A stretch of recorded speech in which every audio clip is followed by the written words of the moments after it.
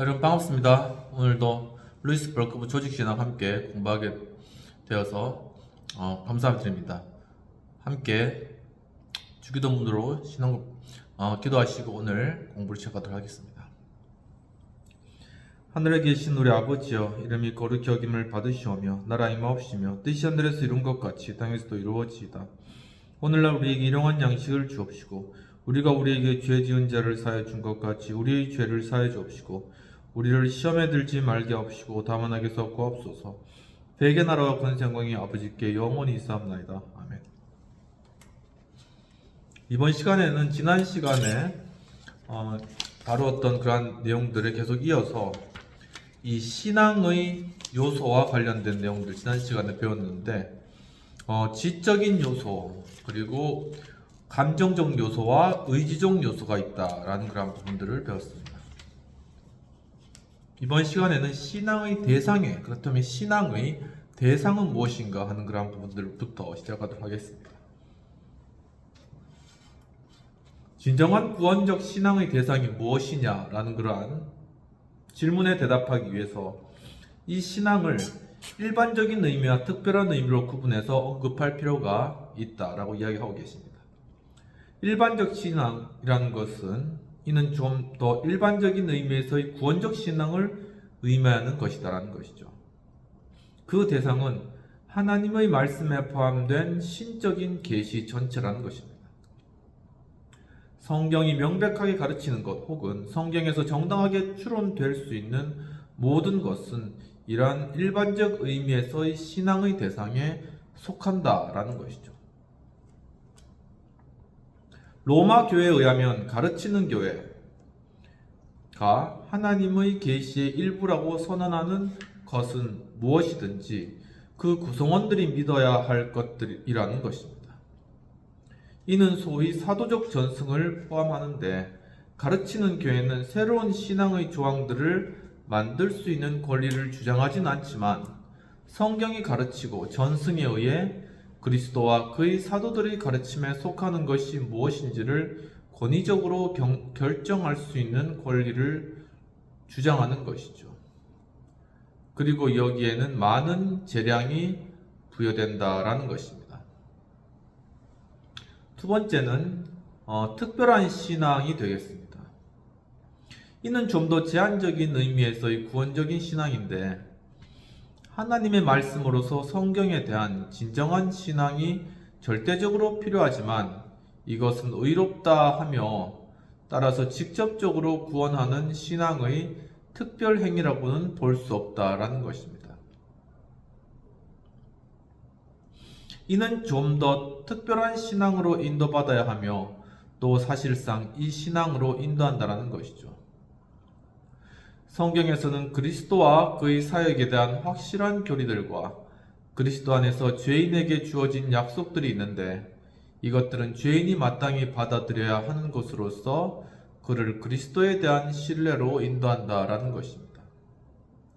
따라서 특별 신앙의 대상은 예수 그리스도와 그를 통한 구원의 약속이다라는 것이죠. 신앙의 특별한 행동은 그리스도를 영접하고 복음 안에서 제시된 대로 그에게 의존하는 것이다라는 것입니다. 엄격히 말해서 의롭다 하고 따라서 죄인을 구원하는 것은 그러한 신앙의 행위가 아니라 신앙에 의해 영접되는 바로 그 대상이라는 것이죠. 네 번째로는 신앙의 근거가 되겠습니다. 신앙이 의존하는 궁극적 근거는 복음의 약속과 연관된 하나님의 진실성과 신실성에 있다라는 것입니다. 하지만 우리는 하나님의 말씀을 떠나서는 이를 인식할 수 없기 때문에 하나님의 말씀이 신앙의 궁극적 근거라고 말할 수 있으며 또 자주 이렇게 말하고 있다는 것입니다. 하지만 전자와 구분해서 이를 가장 가까운 근거라고 말할 수 있다는 것이죠. 그러니까 우리가 신앙이 의존하는 궁극적 근거가 바로 하나님의 진실성, 신실성, 하나님 말씀에 두고 있다는 것이죠.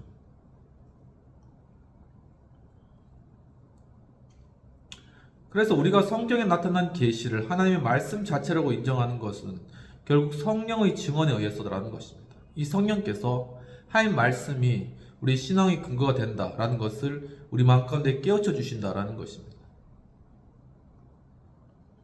증언하는 이는 성령이시니 성령은 진리니라 라고 말씀하고 있습니다. 로마 가톨릭은 신앙의 궁극적 근거를 교회에 두고 있다는 것이죠. 합리주의자들은 이성만 인정하는 것입니다. 슐라이마허는 이를 기독교적 경험에서 추구하는 것입니다. 칸트와 리츠, 다수의 현대 자유주의자들은 이를 인간 본성의 도덕적 욕구에 두고 있다는 것이죠. G는 신앙과 확신이 되겠습니다.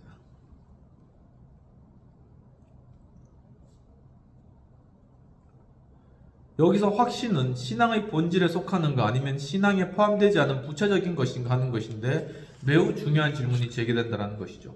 우리가 신앙을 가진다 하는 것과 우리가 신앙을 확신한다, 이것은 같은 것인가, 같은 포함되는 개념인가 아니면 그것은 다른 것인가 하는 문제인 것입니다. 신앙의 확신이라는 표현이 항상 동일한 의미로 사용되지는 않기 때문에 이를 조심스럽게 구분할 필요가 있는데 두 가지 확신이 존재하는 것입니다. 첫째는 객관적 신앙의 확신이라는 것이죠. 즉 그리스도가 그가 천명한 모든 것이 되시며 그가 약속한 모든 것을 행하실 것이라는 확고하고 의심 없는 확신이 있다는 것입니다.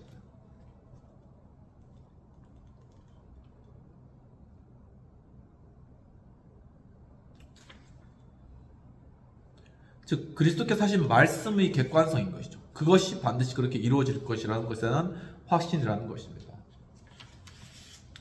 이러한 확신이 신앙의 본질에 속한다는 것은 일반적으로 이제 동의되고 있는 그러한 내용인 것이죠. 두 번째는 주관적 신앙의 확신, 즉 안정과 평안을 느끼게 하며 많은 경우 개별적 신자가 자신의 죄가 용서되고 영혼이 구원받았다는 것을 확신함에 따라 일어나는 은혜와 구원에 대한 확신이다라는 것입니다. 이러한 확신과 신앙의 본질의 관계에 대해서는 많은 견해들이 있다라는 것이죠.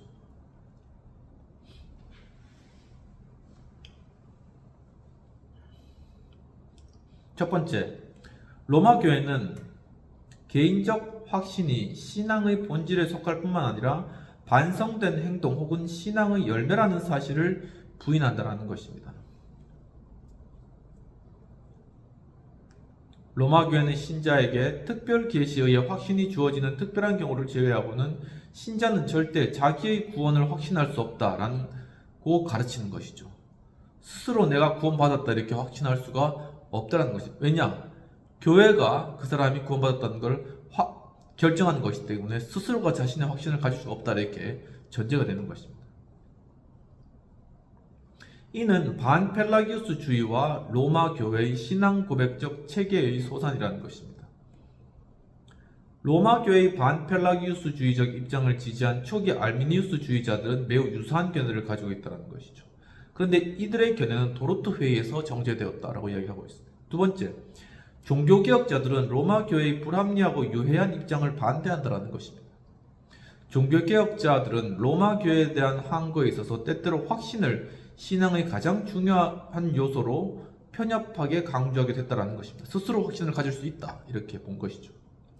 그들은 때때로 구원의 확신, 즉 그의 죄가 용서되었다는 긍정적 확신을 결여한 사람은 구원을 수여하지 못했다고 언급하게 됐다는 것입니다. 스스로가 이제 그거에 대한 근거로서 자기 자신이 구원받았다는 걸 스스로 확정하라 이런 말씀이 있죠. 신앙의 신뢰의 요소는 때로 그의 모든 죄가 그리스도로 인해 용서받았다는 죄인의 편에서의 확고한 신뢰로 표현되기도 한다는 것입니다. 하지만 그럼에도 불구하고 그들의 저작들을 검토해 볼 때 첫 번째, 이들은 이 신뢰가 다른 요소를 포함하지 않는다는 것을 의도하지 않았으며 두 번째, 이들은 하나님의 진정한 자녀가 종종 모든 종류의 의심과 불확실성과 투쟁해야 한다는 것을 부인하려 하지는 않았다는 것이 명확하다라는 것입니다. 그러니까 그런 어떤 불확실적이고 어려운 상황들을 투쟁하고 이겨나가고 그 가운데 신앙을 키워나가고 그러면서 더욱더 믿음 가운데 나아가는 그러한 어떤 삶의 과정 가운데 있다는 것이죠. 세 번째로 개혁파의 표준적 신앙 고백서들은 다양한 견해를 가지고 있는데 하이델베르크 요리 문답은 로마에 대항하여 신앙의 신뢰가 죄의 용서의 확신에 기인한다라고 가르친다는 것입니다. 내가 용서받았다 스스로 확신할 때 거기에부터 신앙의 신뢰가 생겨난다 이렇게 본 것이죠. 이는 전적으로 종교개혁자들의 입장에 근거한 것으로 구원의 확신을 신앙의 본질에 속하는 것으로 간주하고 있다는 것입니다. 도르트 신조는 선택된 자의 확신은 특별 계시의 열매가 아니라 하나님의 약속에 대한 신앙과 성령의 증거 그리고 선한 양심과 선행에서 발현한다라고 보았습니다. 신앙의 정도에 따라 다르게 향유된다는 입장을 취한 것이죠. 이는 분명히 이 요소가 신앙의 본질에 어느 정도 속한다는 것을 의미한다는 것입니다. 하지만 이는 육적인 의심과 종종 투쟁해야 하며 따라서 항상 신앙의 확신을 감지할 수 있다는 것은 아니라는 것을 명백하게 서술한다는 것이죠. 웨스트민스터 신앙 고백은 신앙의 완전한 확신에 대해 언급하면서 이는 신앙의 본질에 속하지 않고 따라서 진정한 신자가 오랫동안 이를 기다릴 필요가 없다라고 주장한다는 것입니다.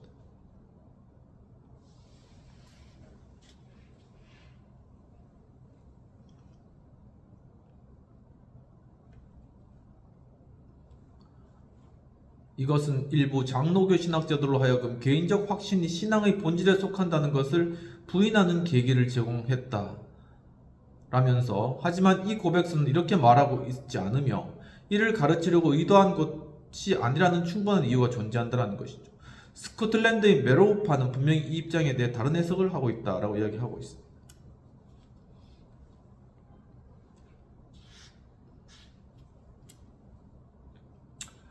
네 번째로 신앙 고백의 시기 이후에는 이러한 입장에서 일탈하라는 견해들이 출현했는데 첫 번째는 율법 폐기론자들은 이러한 확신이 신앙의 본질의 전체라고 이해했다는 것입니다. 이들은 신앙의 다른 모든 활동을 무시하고 신앙을 단순히 너희 죄가 용서되었다는 명제에 대한 지적 수용이다 이렇게 이제 본 것이고 드 라바디에 이제 네덜란드 신학자인데 그는 이를 완전히 확신할 수 없는 자는 교회의 성원을 인정하지 않았다는 것이죠. 그러니까 구원의 확신이 있어야지 교회 일원이다 이렇게까지 본 것입니다. 반면 경건주의적 율법 준수론자는 확신은 신앙의 본질 자체가 아니라 신앙의 좋은 상태에 속하며 특별 계시 이외에는 확신은 지속적이며 자각적 자기 성찰에 의해 획득될 수 있다고 주장한 것입니다. 약간 스스로가 성찰을 통해서 확신을 얻을 수 있다는 것이죠. 모든 종류의 영적 생활들의 표지들은 성경보다는 인정된 그리스도의 생활에서 유래하는 것으로서 이는 자기 검증의 기준이 된다는 것이죠. 하지만 결과적으로 이러한 방법은 확신을 획득하도록 고안된 것이 아니며 오히려 회의, 혼동과 불확실성을 증대시키는 경향이 있다라고 그렇게 본 것입니다. 감리교인들 같은 경우에는 즉각적인 확신을 수반하는 조직적인 회심을 목표로 한다는 것이죠. 이들은 인간을 율법 아래 두며 자신들의 철저한 죄악성과 무서운 원죄를 인지하게 하고 주님을 두려워하게 한다는 것입니다. 그리고 그들을 율법의 공포하에 서게 한 후에 완전하고 값없는 구속의 복음을 소개하고 단순히 그리스도를 자신의 구주로 기꺼이 인정하기만을 요구한다는 것입니다. 죄인들은 단순간에 감격의 파도를 타고 슬픔의 심연에서 환희로 이른다는 것이죠. 이런 돌발적인 변화는 즉각적인 구속의 확신을 수반한다는 것입니다. 신자는 그가 구속되었음을 확신하게 된다는 것이죠. 하지만 이것이 그가 궁극적 구원을 확신할 수 있음을 의미하지는 않는다는 것입니다. 철저한 감리교회는 이러한 확신을 가질 수 없다는 것이죠. 그들은 성도들의 타락을 믿기 때문이다. 타락될 수도 있다. 이렇게 본 것입니다. 네 번째, 개혁파 신학자들 중에는 의견들이 상이한데 다수의 장로교인들은 신앙 자체가 확신을 포함한다는 사실을 부인하고 있습니다. 하지만 카이퍼, 바빙크, 보스는 진정한 신앙은 신뢰를 포함하고 비록 어느 정도에 있어서는 상이하지만 안정감, 센스 오브 시큐리티를 수반한다고 주장하는 것이죠. 하지만 또 성찰의 열매로서 주어지는 신앙의 확신도 있다는 것입니다. 신앙 자체를 성찰의 대상으로 삼고 신앙의 본질에 속하지 않는 주관적 확신에 도달하는 것은 가능하다는 것입니다. 그러한 경우 우리는 우리의 일상 속에서 성령의 사역의 현존을 경험한다라고 결론을 내릴 수 있다는 것이죠.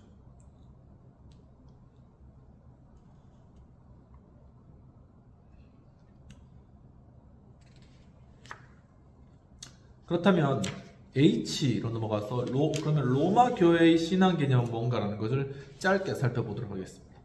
여기에서 세 가지 주목해야 될 점이 있는데, 첫 번째는 로마 교회는 신앙이 교회의 교리들에 대한 단순한 지적 승인이라고 가르침으로써 역사적 신앙과 구원적 신앙의 구분을 폐기하고 있습니다.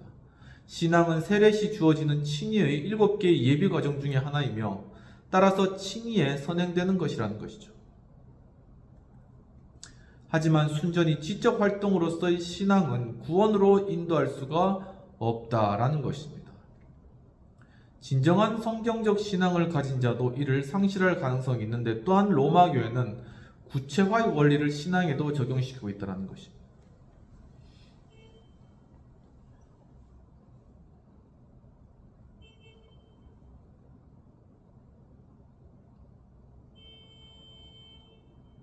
즉 신앙이라는 것이 이 칭의의 과정 중에 하나라는 것이고, 순전히 지적 활동이라는 것이고, 그렇기 때문에 신앙을 가진 자도 이를 상실할 가능성도 있다라는 것이죠. 두 번째, 따라서 로마 교회는 지적 요소를 신앙에서 제거한다라는 것입니다.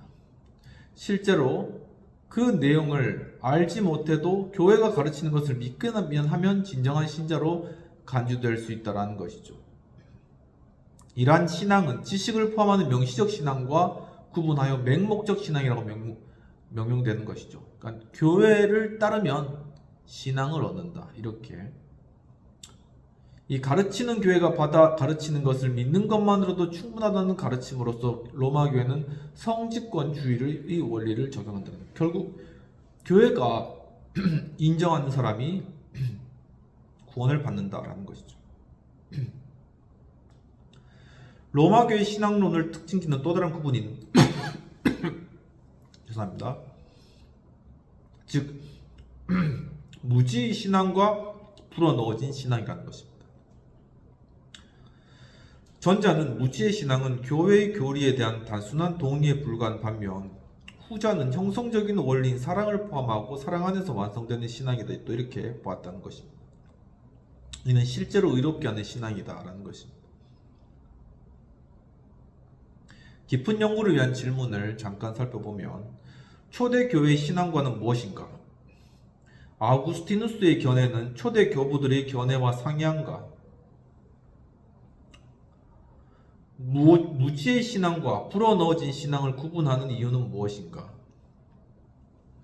신앙과 회개의 순서에 있어서 루터와 칼빈의 차이점은 무엇인가? 루터파와 개혁파는 신앙과 중생의 순서에 있어서 일치하는가? 타당한 순서를 주장하는 것은 왜 중요한가? 신앙의 행동과 성향을 구분하는 이유와 그 중요성은 무엇인가? 내가 구원받았다는 명제가 구원적 신앙의 대상이 될 수 있는가? 슐라이마허와 리츠의 신앙과는 무엇인가? 구원이 신앙에 의존한다는 주장이 합당한 이유는 무엇인가? 바르트의 과도한 행동주의는 그의 신앙관에 어떠한 영향을 미치는가? 바르트가 인간은 신자나 기독교인이 아니라 항상 죄인이라고 말하는 의미는 무엇인가? 바르트가 신앙이 확신을 포함한다는 사실을 부인하는 이유를 어떻게 설명할 것인가? 라는 것입니다.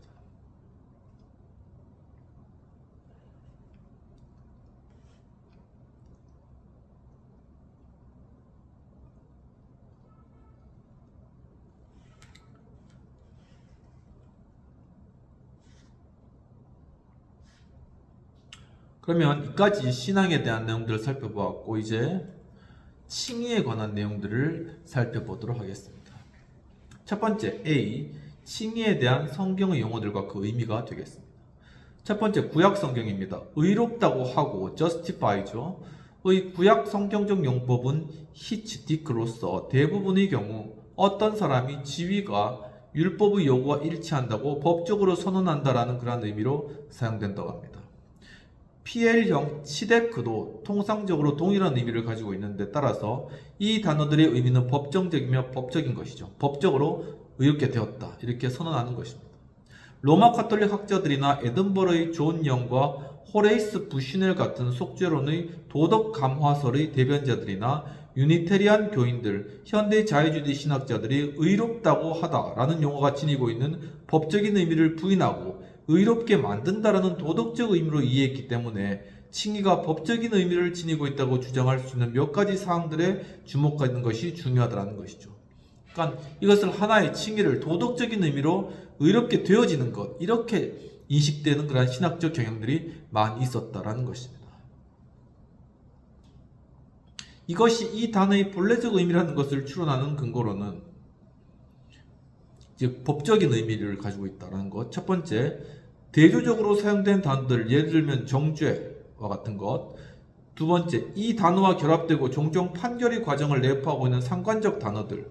그리고 셋째, 때때로 사용되는 동요적인 표현들. 그리고 넷째, 잠언 17장 15절처럼 의롭게 만든다라는 뜻으로 이해하면 전혀 해석될 수 없는 구절들. 만약에 이렇게 이해한다면 사악한 자의 생을 도덕적으로 개선하는 자는 여호와께 가증하다는 그런 의미가 된다는 것이죠.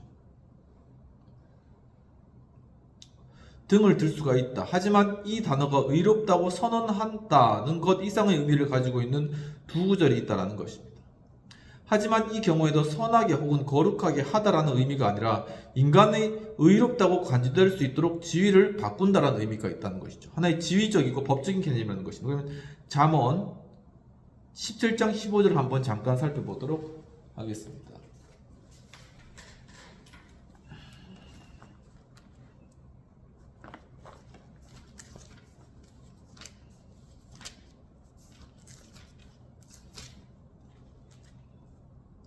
악인을 의롭다고 의인을 악하다 하는 이 두 사람은 다 여호와께 미움을 받느니라 라는 것이죠.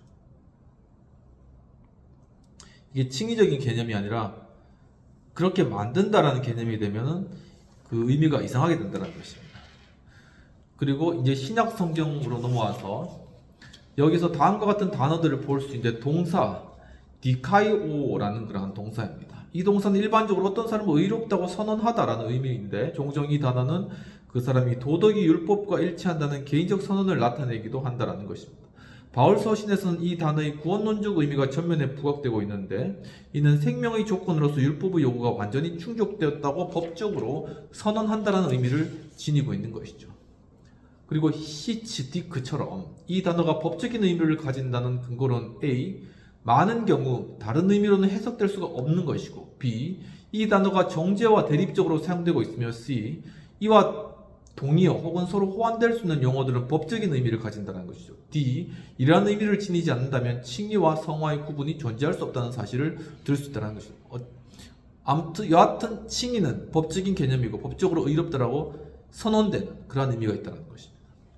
두 번째, 형용사 디카이오스가 있습니다. 위에서 언급된 동사와 연관된 이 단어는 사물 자체를 표현하는 것이 아니라 항상 다른 것 위에 혹은 외부에 있는 어떤 기준과의 관계를 표현한다는 점에서 독특한 의미를 지니고 있다라는 것이죠.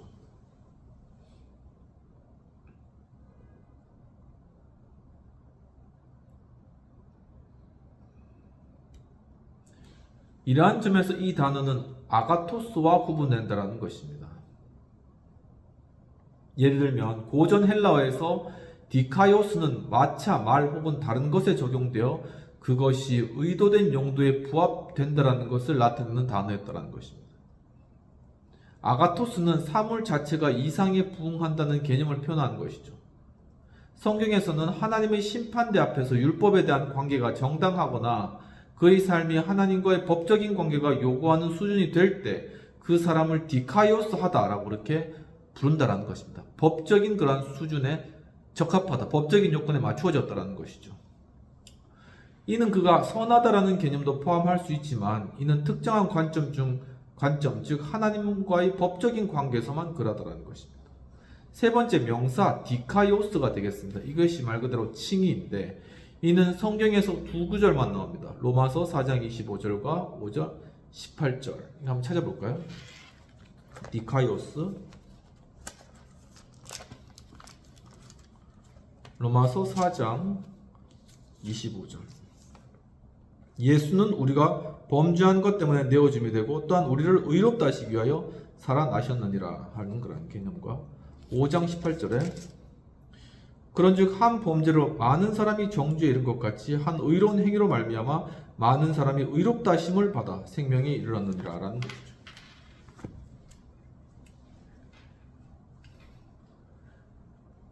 이는 인간이 죄책에서 자유롭고 하나님께 연락될 수 있다라고 선언하는 행위이고 이로써 야기되는 신분은 디카이오 수네라는 단어로 표현된다라는 것이 되겠습니다. 세 번째는 칭의의 결과적 개념입니다. 칭이라는 단어는 라틴어로는 의로운 justus와 만들다, 파세레의 합성어인 justificare에서 유래한 단어라는 것이죠. 또 네덜란드어 rechtvaardigmaking처럼 인간 안에 야기되는 변화를 나타내고 있다는 인상을 주기 쉬운데 하지만 그렇지 않다라는 것이죠. 영어 단어를 사용하는 경우에는 일반적으로 사람들이 그 단어의 어근을 이해하지 못하기 때문에 이러한 위험은 그리 심하지 않다라는 것입니다. 또 네덜란드어를 사용할 때는 레크트바르디겐이나 레크트바르디깅 이라는 단어를 사용함으로써 위험을 피할 수 있다는 것입니다.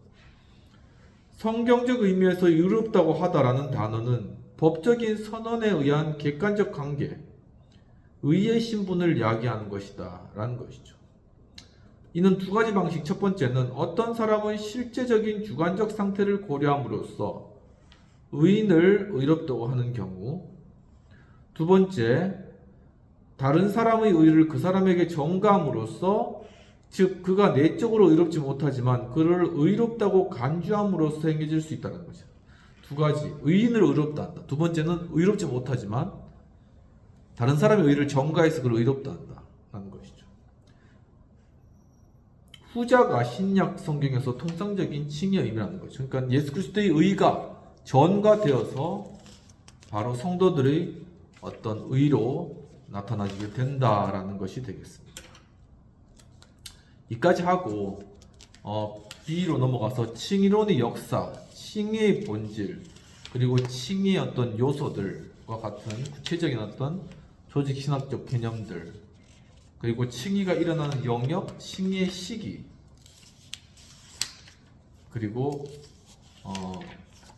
그 이후로 칭의의 근거, 칭의에 대한 반론들, 칭의에 대한 다양한 견해, 굉장히 칭의와 관련된 그런 내용들이 굉장히 중요한 부분인데, 왜냐하면 의를 얻어야지 구원과 관련되어 있으니까는 굉장히 신학적으로 많은 그런 논의가 있었는데 그러한 부분들을 다음 시간에 계속 다루도록 하겠습니다. 기도하고 마치도록 하겠습니다. 하나님 아버지, 오늘 또한 주님 참 신앙의 그러한 개념들 오늘 또한 배웠고, 또한 칭의에 대한 곳으로 또한 넘어와서 정말 칭의의 의미가 무엇인가 하는 것을 제가 배웠습니다.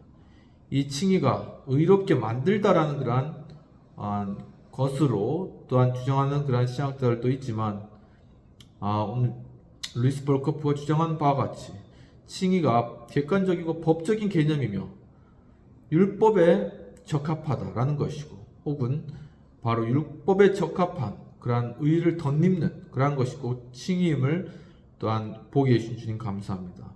결국 우리가 예수 그리스도의 온전하신 율법을 완전히 만족시키신 예수 그리스도의 그 의를 우리가 힘입음으로 말미암아 우리의 죄되고 우리의 연약함에도 불구하고 그리스도의 의가 우리를 바로 의롭게 하셨음을 이 시간 다시금 생각하며 바로 그 의의 그런 의미들을 더욱더 깊이 공부해 나가는 저희 될 수 있도록 도와주옵소서. 감사하고 모든 말씀 우리 주 예수님 이름으로 기도합나이다. 아멘. 오늘도 예배 가운데 함께 계신 여러분 감사드립니다. 또 이제 입춘이 지나고 또 봄이 점점 가까워오는 것 같습니다. 정말 주님께서 우리를 또 의롭게 봐주시고 또 하나님의 은혜로 우리를 구원하신 그 구원의 은총으로 말미암아 이 봄이 다가오는 시절, 아직까지 좀 춥지만 한 주간 평온하게 잘 보내시고 또한 다음 주에 또한 반갑게 뵙도록 하겠습니다. 감사합니다.